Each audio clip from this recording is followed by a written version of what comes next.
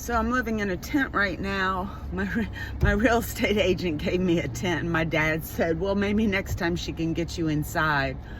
Unfortunately, the place I was living for 3 years, I believe the lady's becoming a little bit senile, and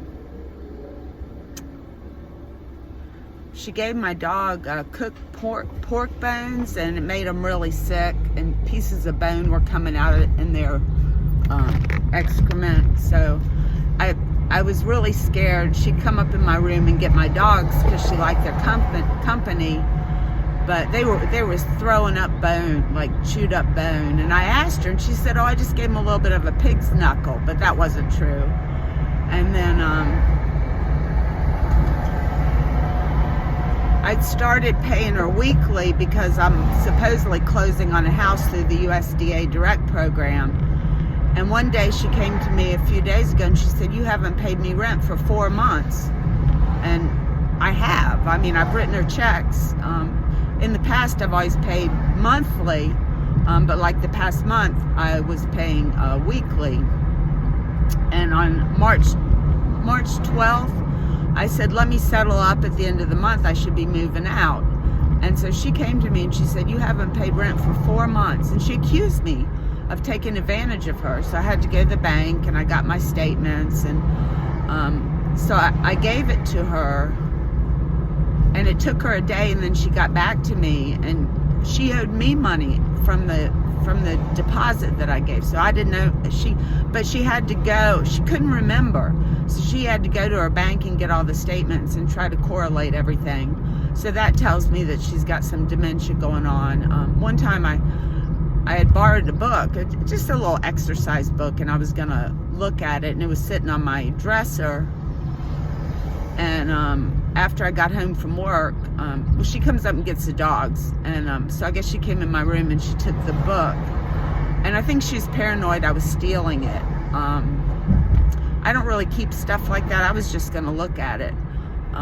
So yeah, it's just, I don't know. I kind of stopped eating dinners with them too, and she's pretty insistent that when you're there, you eat her dinners. It's a dopamine thing in her brain that she doesn't really pet the dogs that much or pick them up. She just likes to give them treats, which I've had to talk with her several times about my older dog gaining weight, but there was just nothing I could do. And the situation was, you know, I got reasonable rent. It was $500 a month, and you know, I didn't mind her being with my dogs, but when she fed them the pork bone that almost killed them, then I had to send the dogs out to my daughters because I couldn't have her killing my dogs, because I'm not sure what kind of dementia she has. But it was really weird that she came to me and said I hadn't paid my rent for that would have been from like December. And so I went back, I got all the printouts and all the checks. That's another thing she said. She goes, when I wrote down the numbers of the checks, I didn't give her my bank statement because I don't think she has right to see my bank statement, but I wrote down all the check numbers and the amount and the date.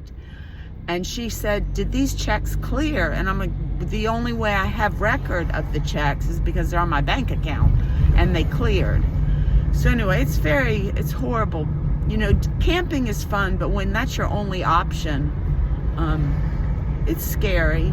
It's really scary, and I get a little anxiety, and you're discombobbled because you've moved everything's displaced. You know, you're trying to find stuff, and so yeah, I do have an affinity for. I mean, I'm lucky. I've got a car. You know, I've got a car to drive. My dad bought me, but it's hard having a mental health issue and being homeless, because it's hard to get a job, and it's really hard to get roommates, because, you know, if they hear you have bipolar, they're like, ooh, I don't think so. So for me, with the bipolar, not making much money, not getting much disability, because if you get a mental health issue and you get disability, it's usually in your 20s, and so through Social Security, you don't get much money, maybe $900 a month.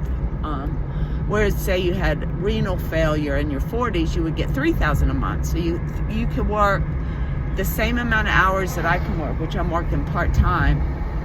And the thing is, with disability, with bipolar or mental health issues, it's not like a broken leg or a back injury that could get better.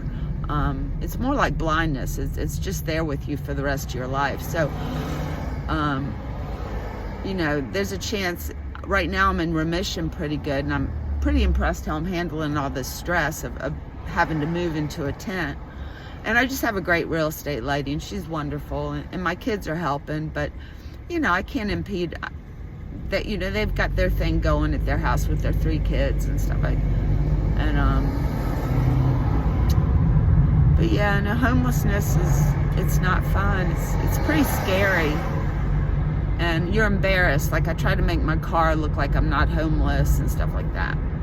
But yeah, so hopefully this house through USDA will come around. I put $1,000 of my own money into the holding and the getting it inspected, and it was all supposed to be so good, and we're supposed to be into it March 27th, but we still haven't closed. So there you go.